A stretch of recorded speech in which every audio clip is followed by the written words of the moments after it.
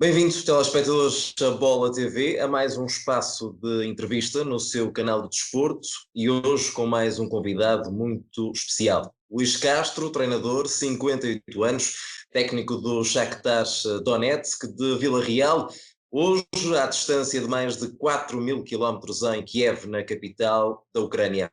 Luís, muito obrigado mais uma vez por ter aceitado este convite da Bola TV.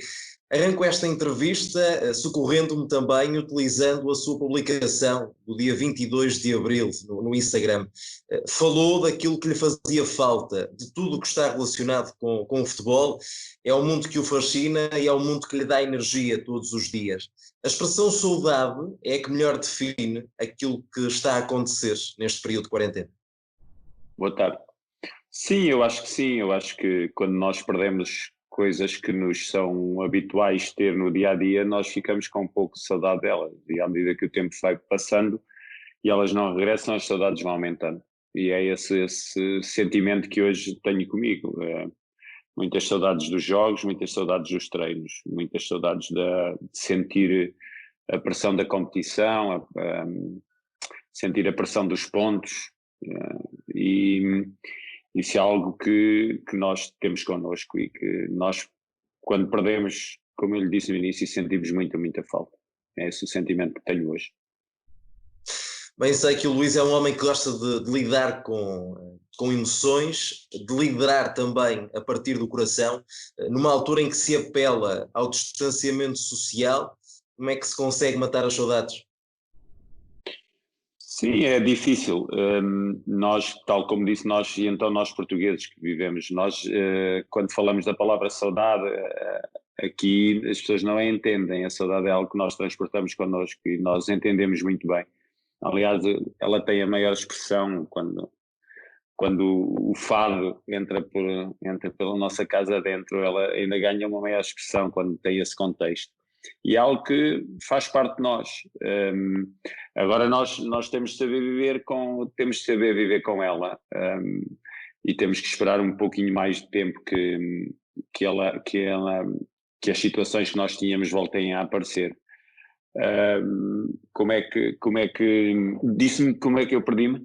Disse-me Como é que se matam as saudades como é que se daquela matam as aldeia saudades? Sim. de Não, é Mondrões, difícil. bem lá longe, Sim, é em Vila Real? difícil. É difícil, é difícil. Não é difícil, a família não se consegue. E nós todos que estamos distantes de tudo, sentimos muito essa falta, porque deixa de ter, quando o trabalho nos falta, quando nós saímos do nosso país para trabalhar e o trabalho nos falta, deixa de ter sentido o nosso dia-a-dia. Nós saímos por uma razão, essa razão deixa de estar permanentemente ligada a nós e então isso deixa, como eu disse, deixa de fazer sentido e a nossa tentação é andar de volta aqui do embaixador a saber quando é que nós temos possibilidades de voar para Portugal e estar um pouco com a família, estar um pouco com os amigos e ver o nosso sol e ver o nosso mar e ver um pouco aquilo que fez parte de nós ao longo de quase uma vida inteira e que só deixou de fazer parte de mim há muitos poucos meses atrás. Agora, não estou a dizer com isto que estou amargurado, não, tranquilo, estou a aguardar serenamente tudo aquilo que sejam as decisões a nível de trabalho e a nível do mundo sobre qual é o caminho que nós devemos percorrer, porque acho que neste momento aquilo que eu sinto quando de manhã ouve-se uma coisa, à tarde outra, à noite outra, não. Depois um dia para pôr máscara, outro dia não é para pôr, um dia para manter distância, depois um dia diz que a única forma é lavar as mãos e é a distância social, depois no outro dia temos que acrescentar alguma coisa mais. Num dia diz que o campeonato vai começar, no outro dia diz que o campeonato não vai começar. Depois andamos assim nestas incertezas, o que nos provoca alguma instabilidade e algumas alterações de humor que nós vamos vivendo ao longo do dia, ao longo do tempo. Acho que em função de tudo aquilo que está a acontecer no mundo, acho que tenho de me dar por muito feliz neste momento de estar sem situações de doença na família e podermos aguardar serenamente o que os líderes decidem. Luís, do ponto de vista profissional, o Shakhtar já está também a trabalhar. Do ponto de vista individual, veremos quando é que os treinos coletivos arrancam. Como está a ser feito esse planeamento, tendo em conta essa retoma do trabalho? Tal como disse, nós estávamos a trabalhar individualmente. Temos previsto na terça-feira vamos fazer os testes para ver se estamos todos limpos e vamos iniciar o nosso trabalho e vamos o nosso trabalho em conjunto, a equipa em conjunto, quando saírem os resultados, passado 24 horas ou um pouco mais. Portanto, o trabalho até esta semana ainda vai ser feito individual, depois na terça-feira e quarta-feira e talvez na quinta já fazemos por setorial, já temos o grupo dos defesas, o grupo dos médios, o grupo dos homens que jogam mais no ataque.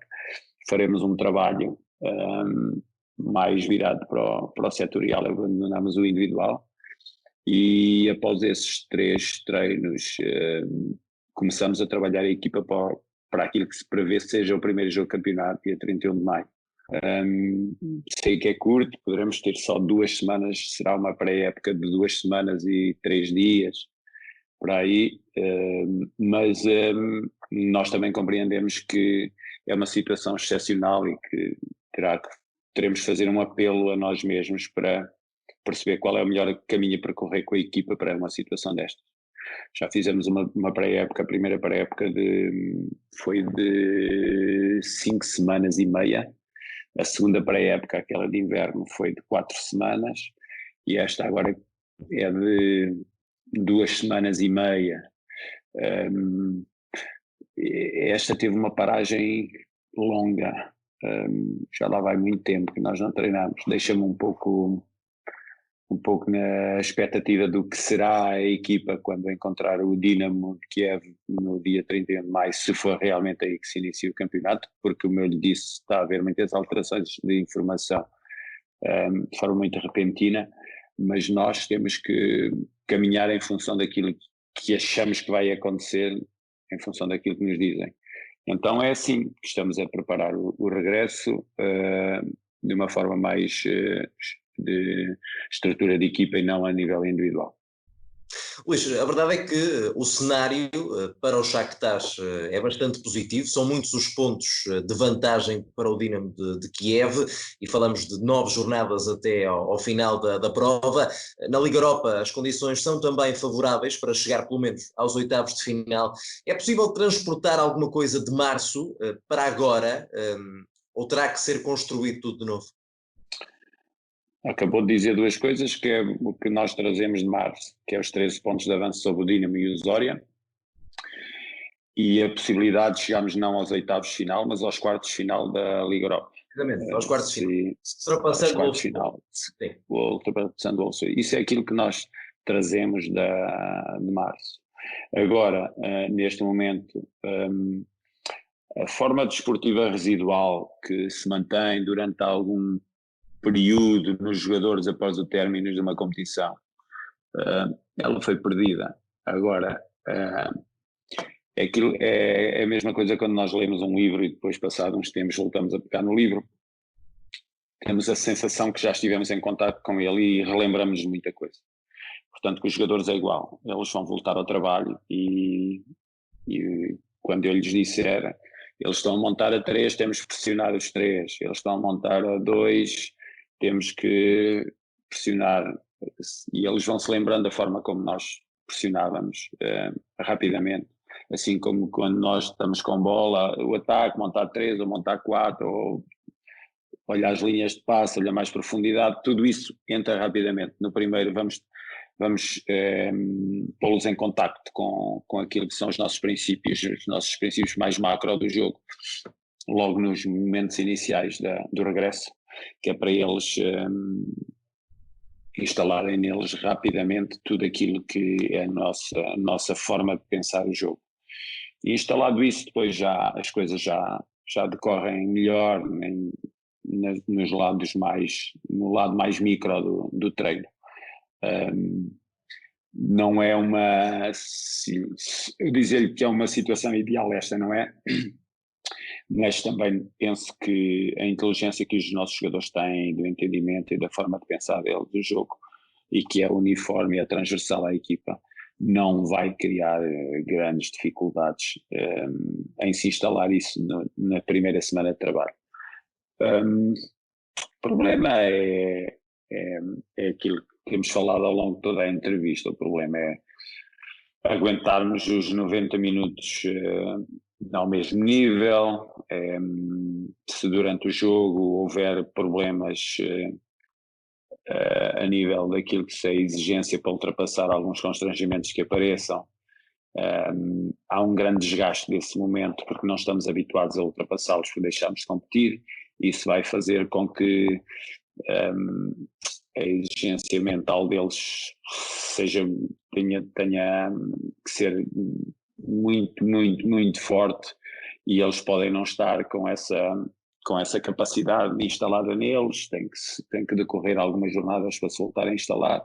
Sabemos isso tudo, mas também percebemos que o que se passa connosco é aquilo que se vai passar com as outras equipas, e portanto nós não nos podemos queixar de nada, porque estamos todos ao mesmo nível. As dificuldades que vamos sentir, as dificuldades que o Dinamo vai sentir também no primeiro jogo, ou o Zória, ou o Desna, ou o Alexandria, ou o Colos. Portanto, todas as 6 equipas que estão a lutar para ser campeãs, estão na pool de apuramento para ser campeão, vão sentir a mesma coisa. Portanto, estamos a esse nível, estamos descansados. Luís, os objetivos mantêm-se intactos. O Tetra está aí ao virar da esquina, porque até a distância pontual é substancial. Na Liga Europa, chegar aos 8 melhores depois abre, obviamente, muitas hipóteses de poder ser-se feliz. Que perspectiva também do que resta da temporada do Shakhtar? Há hipóteses de poder conquistar, neste caso, os 2 troféus? Quando você vê uma prova de ciclismo e vão 8 corredores perto da meta, há sempre uns que têm mais hipóteses de ganhar, são os sprinters. No futebol são aqueles que normalmente são os favoritos, esses são aqueles que têm mais possibilidades de ganhar. Mas o certo é que vão os 8 juntos. E isso faz com que todos pensem que podem ganhar a prova. Agora, se isso, de forma é que isso pode acontecer, eu tenho a certeza que só poderemos ganhar a Liga Europa, para além de jogar bem, também ter aquela pontinha de sorte nos jogos e nos sorteios. Para se ter sucesso, há um conjunto sempre de coisas que se têm de conjugar. E nós esperamos é que essas coisas se conjuguem sempre, quando nós estamos numa prova. É isso que eu espero. Primeiro temos um jogo extremamente complicado com o Wolfsburg, apesar da vitória 2-1 na Alemanha. Percebemos a dimensão do Wolfsburg, para já pela liga que está inserido. Depois porque vão começar já a competir, mas não sei quando é que se jogará a Liga Europa, portanto não sei se vai ser desvantagem ou se vai ser vantagem, é nesta incerteza que nós vivemos. Mas tenho a certeza que eles são uma equipa boa e fazem parte de um dos campeonatos top 5 na Europa. Depois, se conseguirmos ultrapassar o Wolfsburg, entrando nos quartos de final, como o Pedro disse, é ter sorte no sorteio, depois é jogar bem, depois é ter sorte no jogo, depois desse jogo ainda haverá outro jogo contra essa equipa nos quartos de final, se isso acontecer. É um caminho muito complexo. Eu acho que a melhor forma de encarar este tipo de competições foi aquilo que fizemos sempre. Olhamos sempre para o próximo jogo com a oportunidade de ter um sucesso nele. E é isso que vamos fazer mais uma vez. Mas sempre com um olhar, sempre na final, claro que sim. Luís, há pouco falava do modelo competitivo que começa a desenhar-se para as provas europeias. É apontado o mês de agosto como um mês de retoma, quer da Liga dos Campeões, quer da Liga Europa, mas ainda com uma série de dúvidas quanto à forma como as eliminatórias vão se desenrolar até a final. A 2 jogos, apenas a 1 em campo neutro, que lhe parece que seria mais sensato e mais justo? A primeira expectativa é onde é que nós vamos fazer o segundo jogo contra o Wolfsburg e em que data. E ainda há outros jogos também por fazer, que é na Liga dos Campeões, que é na Liga Europa, que não sabemos qual é o modelo que vão instalar, porque nós jogámos na Alemanha. Ao jogarmos na Alemanha, para estarmos em igualdade com o adversário, teremos que jogar na Ucrânia. Não posso falar em campo neutro, senão isso seria uma desvantagem para nós, embora me digam, mas não tem público, mas dá espaço, há referências do nosso Estado que vivem connosco. Depois, a informação que nós temos é que, não havendo condições para fazer um jogo a duas mãos, a informação que temos é que poderemos ir para um país e aí estarem as 8 equipas, as que estiverem nos quartos de final, e fazerem jogos a eliminar. Agora não temos certeza de nada. Eu acho que a UEFA também está à espera que as ligas definam, para perceber que campeonatos estão em competição, para depois perceber também a segurança da Europa, ou do mundo, onde é que está o país mais seguro, porque uma coisa eu tenho a certeza, se estivermos à espera de jogar, de treinar, que eu acho que deve ser assim, em máxima segurança, e eu acho que deve ser em máxima segurança, só o faremos depois da vacina aparecer. Porque aí não tenho dúvidas nenhumas, porque é que há de ser. Ok, já percebi que o R0 é muito importante, o número de pessoas que eu tenho probabilidade de estiver infectado de contagiar, acho que é decisivo na tomada de posição das instituições que estão a decidir o futuro, quer do futebol, quer do mundo, em todas as suas atividades. Mas também nós não nos podemos deixar enganar, porque e não deixamos de certeza enganar, e percebemos rapidamente que a locomotiva de todo este processo é a economia. Ok, vamos querendo enganar a dizer que a locomotiva é a segurança da saúde. Não, é a economia, porque se for a segurança máxima de saúde, só vamos todos sair de casa, só voltamos todos à atividade, exceto aquelas pessoas que sempre estiveram no risco. E já que estamos a falar, louve-se todos aqueles e homenageamos todos aqueles que estiveram no risco permanente. Foram as pessoas que trabalhavam nos supermercados, nas produções alimentares e que estiveram nos hospitais, as pessoas ligadas à saúde e que tiveram a grande capacidade, todos eles, de nos defender até hoje. Mas todos os outros terão então que ficar em casa, se estivermos à espera da máxima segurança. Porque aquilo que eu fui ouvindo de várias entrevistas e comunicações foi de que só a vacina nos põe seguros. Então qualquer atividade que nós façamos antes dela aparecer, é lógico, não estamos em risco. É lógico, não adianta pintar o quadro de outra forma. Portanto, risco vai haver. Se vamos jogar ou não, depende das pessoas quererem nos colocar em risco ou não. Luís, uma das questões que se tem colocado prende-se com a possibilidade, e já há casos confirmados, de jogadores infectados. Se a competição já estiver a decorrer, o que é que se vai fazer a partir daí? O medo pode ser o sentimento dominante do que resta desta temporada? O que nos foi dito, o que nos foi dito é que a faixa etária em que os jogadores se encontram não está a ser muito afetada no mundo, mas o certo é que o risco existe sempre. Então, existendo risco, existe medo. Claro que o medo existe sempre. Agora, de que forma é que o medo se vai instalar no nosso dia-a-dia? Sei lá, é claro que nós todos, quando nos cumprimentamos, já não nos vamos cumprimentar da mesma maneira. Não sei se isso vai afetar. Pode afetar nos primeiros momentos a forma como nós abordamos os lances, a forma como estamos em campo, mas o certo é que vamos ter que largar esse medo e vamos ter que competir. E agora, veja, a partir do momento que nos dizem, olhem, vocês não se podem equipar no mesmo balneário a equipa toda. Ok. Mas vamos ter que ir para jogo todos. Pois, ok. Vocês têm que vir cada um no seu carro para os estádios. Ou então virem 2 autocarros. Ok. Mas vamos ter que ir para campo todos. Vocês no avião vão ter que estar com luvas e máscara e separados nos bancos, ok, mas vamos ter que ir a campo para jogo todos. Vocês nos hotéis, um jogador por quarto, ou as mesas de refeição têm que ser distribuídas com mais espaço? Sim, mas temos que ir a campo, para o campo, todos.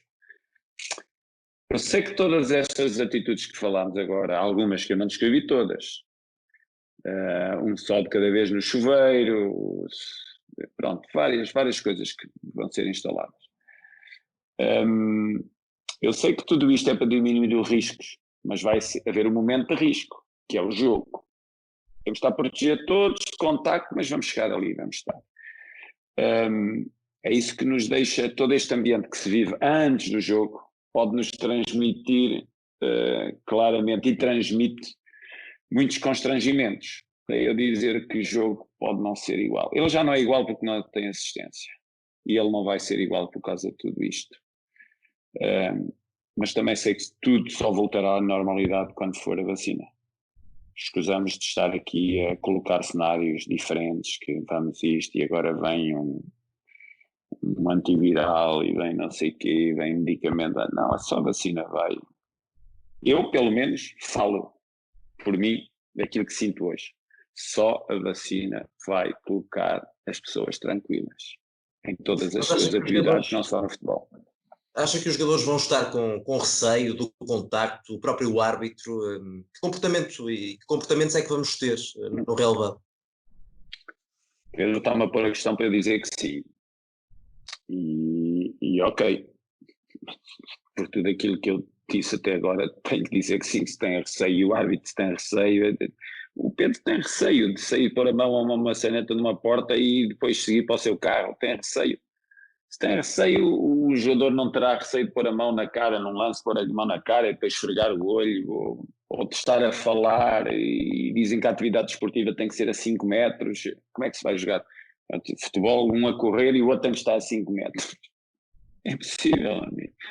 Então, tem que se ter receio, claro que se tem de ter receio, mas como ele disse em determinado momento, a locomotiva neste momento do mundo, ao contrário do que dizem, nós não temos que, nós temos que pensar pela nossa cabeça. Não posso dizer, não posso concordar que seja só em segurança máxima é que vamos voltar à atividade. Não é só no futebol, em tudo. Não, isso é mentira. A segurança máxima existe quando é erradicada uma doença ou quando ela é prevenida através de algum medicamento. Nem ela está erradicada, nem ela se pode prevenir neste momento. Pode-se diminuir os riscos de a contrair. Pronto, só isto. Agora, tudo o resto podem dizer o que quiserem. Não estávamos preparados para isto, ponto final. Agora estamos a tentar juntar as peças e estamos a tentar pôr um bálsamo em tudo para toda a gente que se muniu de mísseis antimísseis e de grandes navios para a guerra, com ogivas nucleares. O mundo preparou-se para toda uma guerra, mas não quer esta guerra viral. Pronto, não estávamos e deixámos que isto atingisse proporções escandalosas. Pronto, escandalosas. Porque se quando começou isto, tivessem fechado logo aquilo que fizeram passado há algumas semanas, tivessem logo fechado fronteiras, agora se acontecer isto novamente, se calhar já se fecham fronteiras no próprio dia, já se distribuem milhões de máscaras no próprio dia, já se põem desinfetantes no próprio dia, já tudo, pronto, o mundo está mais esperado. Não estava, nunca ninguém esperou isto. E agora está-se a amenizar com isto, mas o mundo não está preparado e tem que voltar a trabalhar. Pronto, é isto. Se quer, resumindo tudo, temos que voltar a trabalhar. Ponto. O mundo não está preparado, nós estamos parados. Claro, estamos a falar de uma Ucrânia que é um caso de sucesso, tem relativamente poucos casos, relativamente poucas mortes, bem menos em termos de casos e mortes do que, por exemplo, em Portugal. O Shakhtar é um caso particular do ponto de vista da logística, é um clube de Donetsk que treina em Kiev e joga em Kharkiv, não havendo voos ainda dentro do país, o espaço aéreo está ainda muito limitado. Qual será a forma que a Liga irá encontrar, desde logo olhando para o caso do Shakhtar? Sim, nós todos os jogos voamos. Os voos internos não sei como é que vai ser, se eles vão ou não. Nós vamos sempre só nós no avião, nunca vai mais ninguém para além daquilo que são os elementos da equipa, da comitiva. Portanto, isso é uma vantagem que nós temos. Temos a garantia que se nós tivermos que voar, que estará tudo desinfetado permanentemente e nós temos de tomar as nossas precauções também, não haverá problema nenhum. Mas mesmo assim levanta-se a hipótese do grupo dos primeiros ser feito em Kiev, e os jogos faltam de serem feitos em Kiev, porque são 6 equipas e nós temos o Olimpisk, o Lobanovski e o do Kolos, 3 estádios em Kiev que podem, havendo 6 equipas, há 3 jogos, cada jogo ser feito num destes estádios a cada fim de semana. Portanto, está-se a levantar essa hipótese de uma forma muito concreta e estou convencido que vão evitar, mesmo havendo segurança nos voos e nas viagens, para nós não estarmos em hotéis, para podermos ir fazer o que querem, que é viajarmos para o estádio no nosso próprio carro e não termos contacto antes do jogo, deverá ser aqui em Kiev. E o outro grupo poderá ser em Lviv, o grupo da descida. Mas isto neste momento sem hipótese, está tudo para se resolver nos próximos dias. Vivemos nessa expectativa, mas será assim que à partida será assim que se poderá fazer. Deixa-me virar um bocadinho a agulha para a atualidade nacional, neste caso portuguesa, também utilizando as palavras de um homem que acredito que também respeite bastante, que é da sua geração de treinadores portugueses. Falo de Vítor Oliveira, que teve uma declaração muito curiosa há dias, olhando para o estado do futebol depois da pandemia. Diz o técnico do Gil Vicente que o futebol parou e num só mês já não há dinheiro para ordenados. Incrível como no meio que movimenta tantos milhões o dinheiro parece ter desaparecido num tão curto espaço de tempo. Luís, à distância, como é que se explica este caos no futebol num tão curto espaço de tempo? Não, mas o Pedro está a isolar o futebol do mundo e eu contextualizo no mundo. Todas as atividades estão sem dinheiro. As perdas, o futebol se calhar movimenta, sim, o futebol se calhar movimenta em mais milhões, não é? Não sei, em Portugal não movimenta muitos milhões, nós não estamos no top 5 da Europa, se compararmos os orçamentos da Premier de Espanha e de Alemanha e não, sabe que olhando agora à distância e fazendo uma leitura mais clara e mais distanciada, nós percebemos que não temos essa expressão dos milhões em Portugal, da dimensão que falamos. Expressam-se milhões em Portugal, claramente expressam-se milhões, a partir do momento que há clubes, os nominados mais fortes de Portugal têm orçamentos a rondar os 100 milhões ano, claramente são milhões que nós temos de falar, mas essa dimensão atinge outros países de uma forma muito mais concreta e muito mais real, em termos daquilo que são os valores de dimensão maior. Mas não vou dissociar daquilo que disse, os problemas que o Barcelona, se tivesse cheio de dinheiro, não cortava ordenados aos jogadores, e a Juve, não é? Portanto, não sei se a Juve cortou, mas o Barcelona acho que foi público, cortou, e mesmo na Alemanha também houve clubes a cortar num campeonato extremamente rico.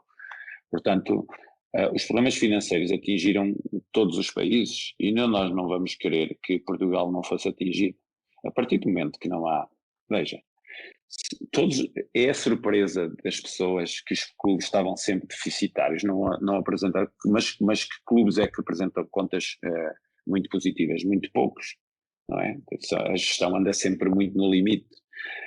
A partir do momento que não há receitas televisivas, não há receitas de publicidade, não há receitas de bilhética, o que é que querem que aconteça?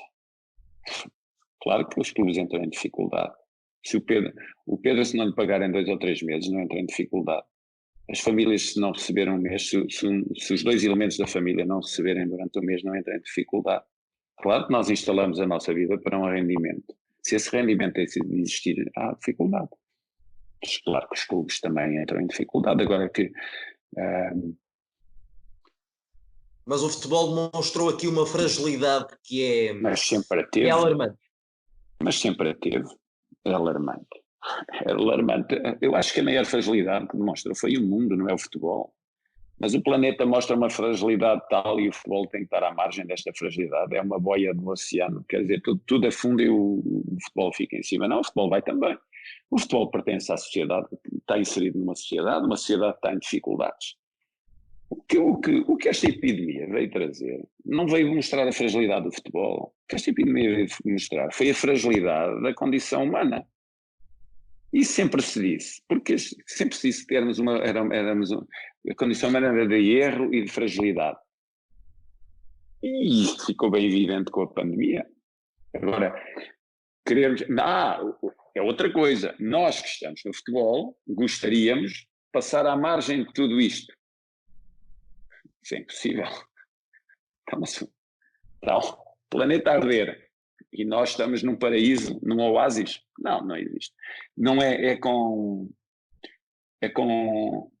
espanto que eu vejo o futebol nesta dificuldade toda, como é com espanto que vejo o mundo nesta dificuldade toda. Eu não consigo olhar para as coisas de forma diferente. Entende? Não, o futebol faz parte de uma economia, tem um modelo de negócio. Esse modelo de negócio é travado, não há vendas, não há compras, não há receitas televisivas, não há receitas de bilheteira, não há receitas de publicidades, de marketing, não há nada. Tudo parou. A partir do momento que parou, não se gera riqueza. O mundo está em dificuldade porquê? Porque deixou de gerar riqueza. Não foi porque a riqueza mudou daqui para ali. Isso quando há crises, sem ser deste género, em que a riqueza muda de mãos, aí não é tanta a preocupação. Porquê? Porque pode haver umas leis que venham a retirar a riqueza para onde ela mudou. Neste momento não, deixou de se gerar riqueza. E quando se diz que...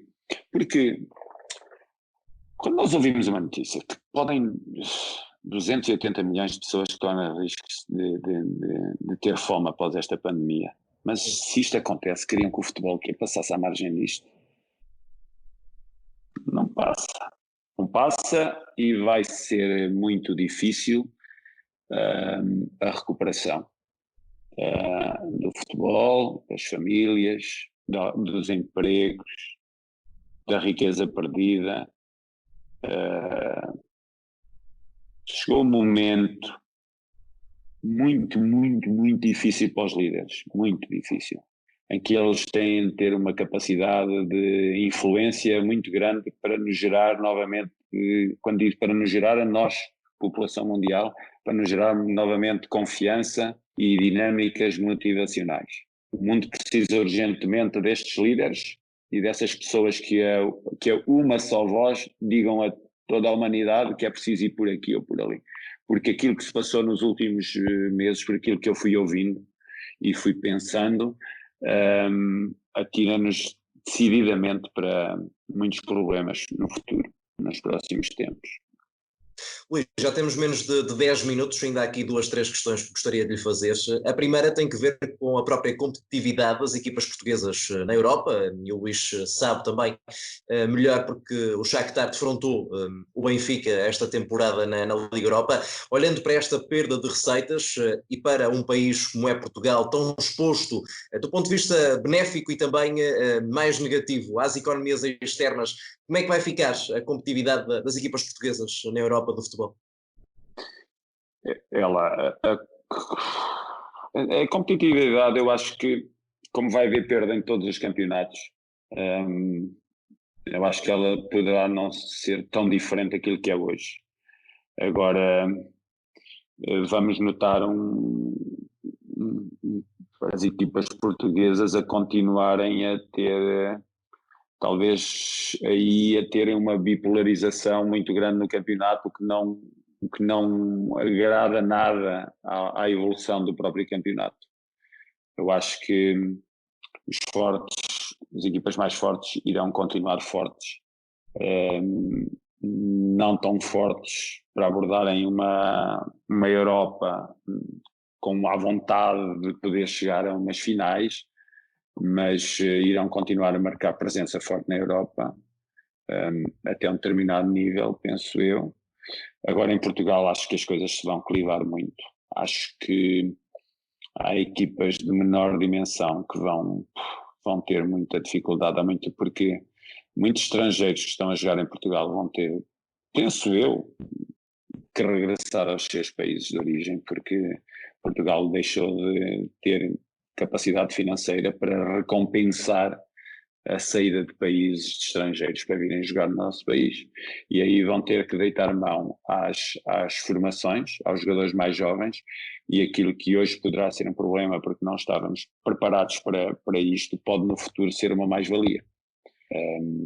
Poderemos aparecer com jogadores mais jovens nas equipas e daqui a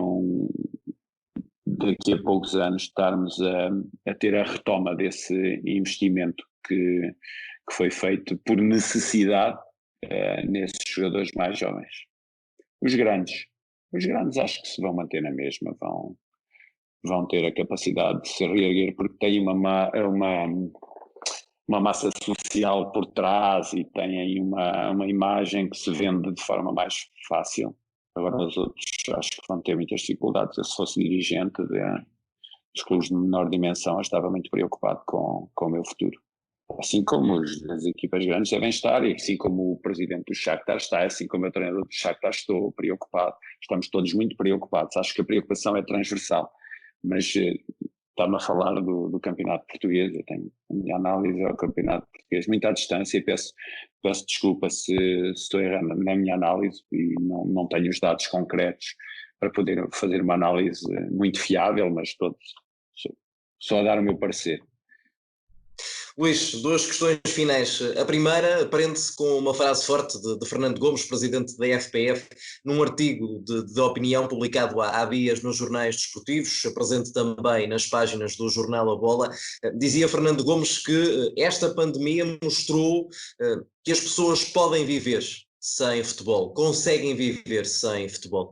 Pergunto-lhe diretamente o que é que os agentes desportivos, a começar nos dirigentes, passando pelos treinadores, também pelos jornalistas, o que é que todos devemos aprender com o que está a acontecer neste momento? Claro que a vida nos obriga a algumas coisas que que nos atingem de forma inesperada. E a ausência do futebol foi uma delas. O Dr. Fernando Gomes, que é uma pessoa que eu respeito muito e admiro muito, foi a pessoa com que eu estive à mesa quando ingressei no Futebol Clube do Porto a fazer o meu contrato, e desde aí que encetei uma relação muito boa com o doutor. E ele, aquilo que diz, dilo sempre de uma forma muito sensata e muito pensada. E claro que esta pandemia mostrou que nós sabemos viver e podemos viver sem o futebol. Agora, vivemos, agora podemos viver bem ou viver mal. Eu acho que a maioria das pessoas vive mal sem o futebol, mas vive. É como quando nos falta um familiar na nossa vida e desaparece um familiar da nossa vida. A nossa vida é incomparável, isto que eu estou a dizer, não é? Com o futebol e um familiar. Não é? Mas a vida, isto para dizer o quê? Que tudo aquilo que nos acontece na vida, nós temos de seguir sempre. E somos obrigados a viver sem as coisas. Mas vivemos melhor ou pior, eu acho que neste caso vivemos pior sem o futebol. Luís, está à espera de uma cultura desportiva diferente. O Luís, mesmo em Portugal, durante a eliminatória com o Benfica, teve sempre um discurso bem diferente daquilo que em Portugal geralmente é ouvido. Essa fragilidade humana que o Luís falava há pouco pode fazer mudar algum tipo de comportamentos ao nível de cultura desportiva no nosso país?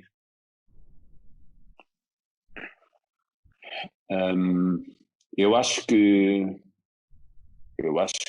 estamos sempre a tempo de melhorar as nossas atividades, a nossa profissão, e podemos ser melhor na nossa profissão, como a nossa profissão e tudo aquilo que é o contexto da nossa profissão pode também sempre ser melhor. Agora, nós não podemos querer que as coisas sejam ideais e que sejam um paraíso e que vai haver sempre discordâncias, vai haver sempre debate, haver sempre pessoas de um lado e do outro lado, não vamos estar todos do mesmo lado, não podemos pensar todos da mesma forma, porque se eu ouço dizer que é bom as equipas técnicas e as equipas técnicas discutirem pensamentos diferentes, não vou poder querer que depois nós estejamos uniformizados naquilo que é a nossa comunicação antes dos jogos e depois dos jogos. Agora, claramente que eu acho que pode haver mais respeito uns pelos outros. há várias formas de respeitar e várias formas de desrespeitar. Uma forma de desrespeitar é um jogo, é claramente, e ficou evidente no jogo, que uma equipa foi melhor e a minha equipa foi pior, e eu, se a minha equipa foi pior, não posso chegar a uma conferência e dizer que a minha equipa foi melhor, ou que não merecia, ou que...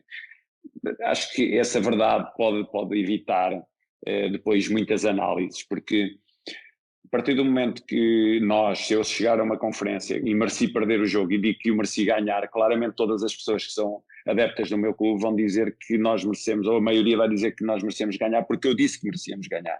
Entende? Isto é uma questão de respeitar o jogo, não é só respeitar o adversário, é respeitar o jogo.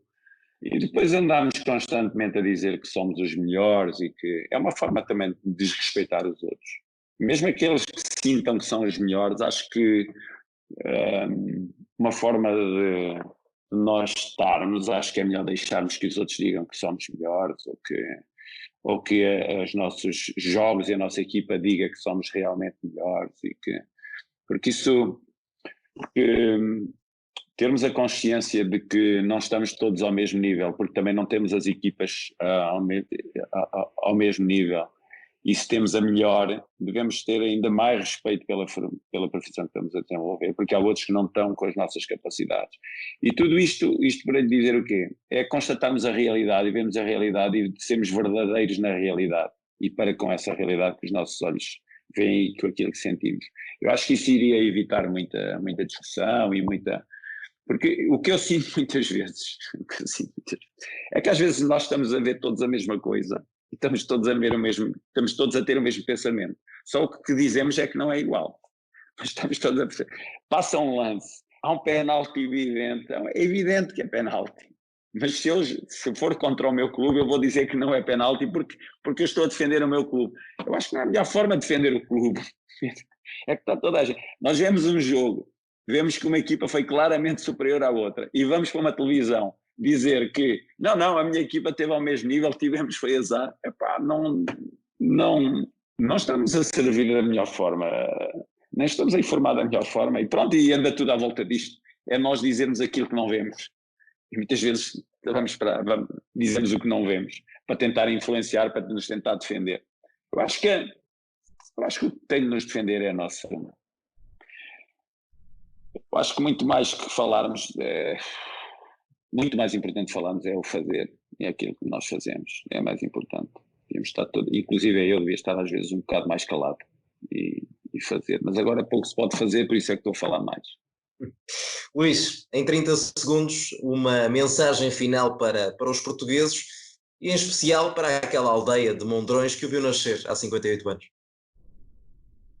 Sim, para a minha aldeia, dizer que tenho saudades deles, de saber como é que estão se as batatas já demora muito tempo para escolher as batatas ou não, e se este ano vamos ter uma boa colheita de vinho, como é que está tudo, e como é que está a saúde das pessoas, e dizer-lhes que tenho saudades de ir lá e de estar com eles e de ver as pessoas que algumas me viram nascer e ver familiares. Para os portugueses, dizer-lhes que é um orgulho grande ouvir falar de Portugal e da forma como nós nos comportamos nesta pandemia e no exemplo que nós fomos dando ao mundo, porque o mundo falou de nós, da forma como nós nos comportamos. Houve pelo menos 2 ou 3 referências a Portugal muito elogiosas, e isso foi conseguido por todos, sem exceção, mas fundamentalmente por aqueles que nos defenderam contra a doença, que todos os dias nos hospitais, nas clínicas, em todo lado, nos lares, todas as instituições que nos defenderam estão de parabéns, porque foram realmente muito dignas e são instituições muito honradas e que se devem sentir muito orgulhosas de tudo aquilo que fizeram até hoje por nós. E desejar que Portugal continue no bom caminho e que agora se consiga erguer e deixar uma mensagem a todos. Sabemos que cada um de nós não pode fazer por todos, temos só que fazer por alguns, aqueles que saiam desta situação com capacidade para o fazer. Então vamos estar atentos àqueles que nos envolvem, porque vai haver muitos problemas à nossa volta. E já que nós não podemos socorrer o mundo, pelo menos possamos socorrer o nosso mundo. E o nosso mundo são todos aqueles que estão ou no nosso prédio, ou no nosso núcleo de amigos, ou no nosso núcleo familiar, de certeza vão evidenciar muitos problemas. E nós tenhamos a capacidade de dividir as coisas e de prestar essa ajuda, porque vai ficar muita gente por terra e está à espera que lhe deem a mão. E eu espero que o país tenha a capacidade de dar a mão àqueles que ficam por terra.